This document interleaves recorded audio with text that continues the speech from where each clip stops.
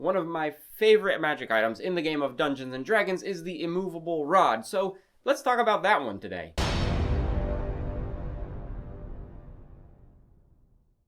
Welcome back, fellow Game Masters. I'm Richard Quiner, and today is the Sunday Stash, where we're going to break down another magic item, today being the Immovable Rod. So what exactly is the Immovable Rod? Well, it's an iron rod that has a button on it, and when you push that button, the rod stays in place, even if it's in midair. In order to move the rod, the button has to be pushed again, and pushing that button takes one action to use. The rod itself can hold 8,000 pounds. That's 3,826 kilograms, or 3.6 metric tons, depending on how you look at it. It's a lot of weight that this rod can support once it's been activated. Once this rod is activated, if it does exceed its weight limit, the rod will fall. Players may try to move the rod once it's been activated without having to deactivate it first, but it will just take a very, very high strength roll that is likely not going to succeed. But the option's there, I guess, if you want to try. The Immovable Rod is one of my favorite tools. It's very versatile and has hundreds of uses, so if my Dungeon Master is watching out there, my birthday's in a couple weeks, just saying. That being said, let's break down a couple of the uses, and these are just a few of the uses you can come up with. Get creative with it in your own head. Find ways to use this basically 8,000 pound doorstop. And that's the actual first thing you can do with it. You can hold open a door, or you can shut a door with this Immovable Rod.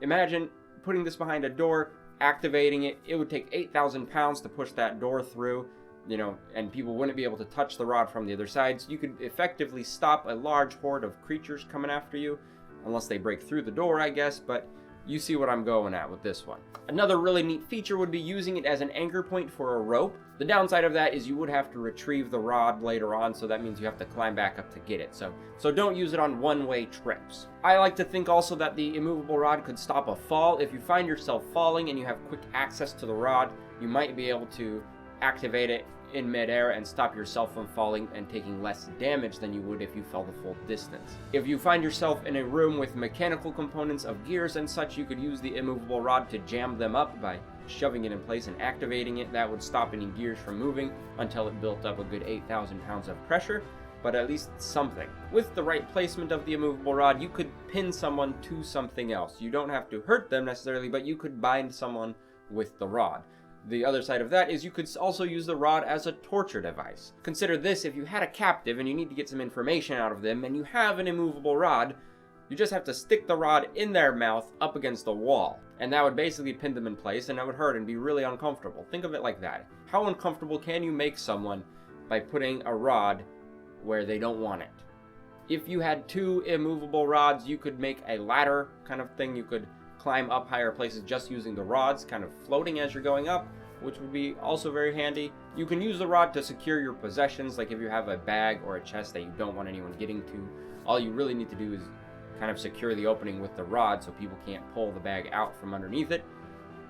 That could work. It really depends on your location in the game and what kind of terrain you have around you. And the last idea that I had is something I think would be really fun. I don't know if I'll ever get the chance to do it, but you could use the rod as a weapon against a fast-moving monster of some sort, as long as the monster doesn't have a super strong hide or armor or some hard surface. Placing the rod in front of a fast-moving thing, as we've seen in history with the pikes and the cavalry, that can be an effective weapon. You could also probably just put a point on it, like a spear, and have an immovable spear rod. That sounds even better than just the rod itself. Anyways, get creative with your ideas behind your immovable rod. I hope you get a chance to use one in your game. Have fun with it. Don't just look at the immovable rod as just a throwaway magic item, but really find some use for it and get creative in your own game. I hope you found this video helpful. If you did, leave a like down below. Hit the subscribe button. Let me know down below what you would do with an immovable rod in your game if you had one. Let me know. Or if you already had one and you have a cool story about how you used it, post that down below as well in the comments. If you like the channel, hit the subscribe button, share the videos around. You know how all this stuff you gotta do with this video when you like it. I've been Richard Quiner. Thank you for watching.